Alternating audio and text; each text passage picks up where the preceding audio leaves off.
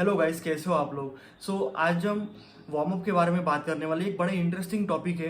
आज मैं warm up के बारे में आपको कंप्लीट इन्फॉर्मेशन देने वाला हूँ कि वार्म अप कैसे करते हैं, वार्म अप कौन कौन सी मसल को आप कर सकते हो, कौन से एक्सरसाइज के रिगार्डिंग आप वार्म अप कैसे करेंगे और उसके फ़ायदे क्या है, और बहुत कुछ मैं आपको इस वीडियो में बताने वाला हूँ। ये वीडियो प्लीज़ एंड तक देखिए और मेरा डिस्क्रिप्शन चेक करना मत भूलिए। डिस्क्रिप्शन में मैंने आपके लिए, स्पेशली आपके लिए, एक वार्म अप प्लान डिज़ाइन किया हुआ है हर मसल पार्ट के रिगार्डिंग।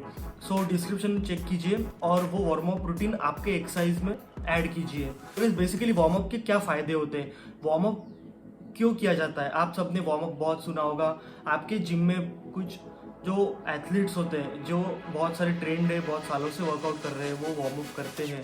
और कुछ लोग एकदम से आते हैं जिम में और वेट पे लग जाते हैं। ये बहुत गलत चीज़ है और हमारे इंडियन फिटनेस इंडस्ट्री में बहुत होता है। बट वार्म अप एक इनएविटेबल पार्ट है वर्कआउट का। बेसिकली वार्म अप के दो बहुत बड़े फायदे हैं।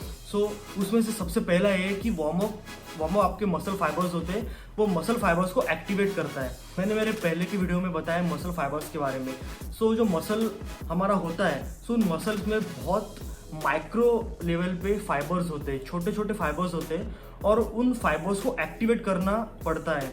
हम जो भी वर्कआउट करते हैं, हमारा ब्रेन एक सिग्नल भेजता है हमारे मसल्स को, और उसमें सोडियम और पोटेशियम के मॉलिक्यूल्स की इंटरफेस और इंटरचेंज होता है, और उसके वजह से हमारे जो फाइबर्स होते हैं, मसल फाइबर्स, वो एक्टिवेट होते हैं, वो चार्ज होते हैं। बेसिकली वार्म अप क्या करता है, आपको एक लाइट वेट की स्ट्रेन डालता है आपके मसल पे, और फिर वो मसल अवेक हो जाते हैं उस और हेवी लोड के लिए।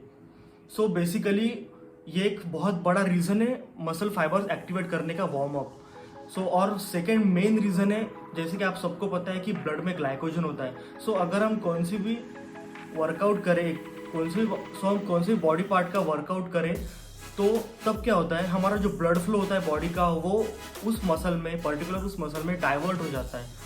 डाइवर्ट होने का क्या रीज़न है, क्योंकि हमारे मसल को एनर्जी की ज़रूरत है। ब्लड में ग्लूकोज होता है, ग्लूकोज मीन्स एनर्जी। हमारी बॉडी ग्लूकोज को ब्रेक डाउन करती है और उसको एनर्जी में कन्वर्ट करती है। हमारे मसल को एनर्जी मिलती है। वहाँ पे ब्लड फ्लो बढ़ता है और पंप बहुत अच्छा आता है, और हमारा जो रिकवरी है, वो रिकवरी की स्टार्ट हो जाता है वर्कआउट से पहले ही, और हमारी बॉडी तैयार हो जाती है हेवी लोड पिक करने के लिए। और उससे भी इम्पॉर्टेंट चीज़, हमारे जो जॉइंट्स होते हैं, ये तो हो गई मसल की बात, but warm up mainly work करता है हमारे जॉइंट्स पे, टेंडन्स पे। ये एक बहुत बड़ा थर्ड रीज़न है वार्म अप करने का। वार्म अप क्या करता है, जो हमारे जॉइंट्स है, हमारे बॉडी के बहुत सारे जॉइंट है, शोल्डर जॉइंट, एल्बो जॉइंट, उसका नी जॉइंट, हिप जॉइंट, ये बहुत सारे जॉइंट है हमारे बॉडी में। ये जॉइंट को वार्म अप करने का मतलब, ये जॉइंट में भी बहुत सारे फाइबर्स होते हैं, लिगामेंट्स होते हैं, बोन्स होते हैं। उनको कवर करने वाले भी मसल्स होते हैं, छोटे लिगामेंट्स होते हैं। उन लिगामेंट्स में भी ब्लड फ्लो बढ़ जाता है, वो लिगामेंट्स के जो फाइबर्स होते हैं वो भी एक्टिवेट हो जाते हैं, और इंजरी की चांसेस बहुत कम हो जाती है वार्म अप करने से। अगर आपने डायरेक्टली हेवी वेट लिया तो इंजरी के चांसेस बढ़ते हैं, और अगर आपने अच्छी तरह से वार्म अप किया उससे पहले, तो आपके इंजर होने के चांसेस 5% से भी कम हो जाते हैं सिर्फ वार्म अप करने से। Only 10 minutes of warm up. ये कंप्लीट वर्थ इट चीज़ है वार्म अप करना। अभी हम सेकेंड पॉइंट की तरफ बढ़ते हैं, which muscle to warm up. हमारा बेसिक शेड्यूल होता है वर्कआउट का, chest, bicep, tricep, shoulder, legs.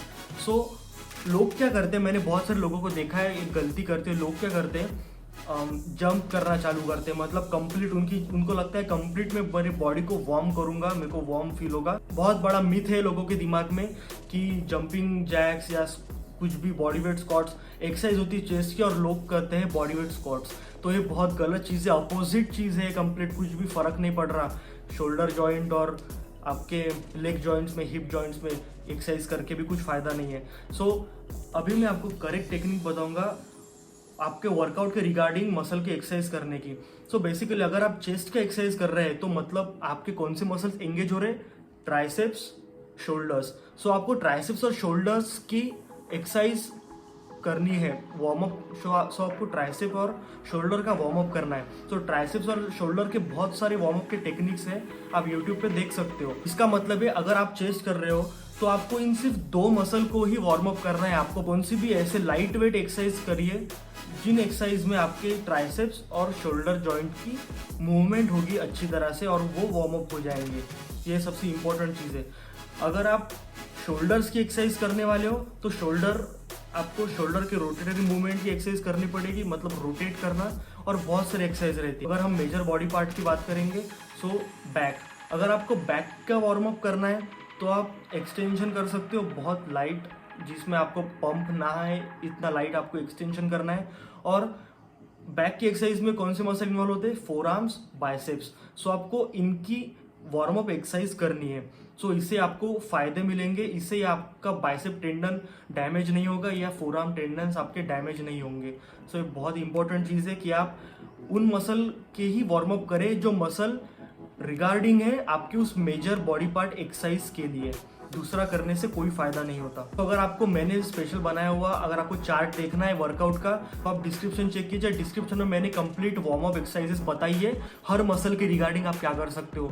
सो डिस्क्रिप्शन चेक कीजिए और वो अपने वर्कआउट में अप्लाई कीजिए। सो अभी हम बात करेंगे थर्ड मेन टॉपिक के बारे में, basic warm up routine. So basic warm up routine मतलब अगर आप कौन सी भी फुल बॉडी एक्सरसाइज कर रहे हो या कौन सी भी एक्सरसाइज कर रहे हो और अगर आपको इतना याद नहीं रखना है कि मैं ये करूँगा या वो मैं याद रखूँगा, ये एक्सरसाइज करनी है, ये वार्म अप करना है, सो मैं एक ही आपको कंप्लीट वार्म अप बताऊँगा।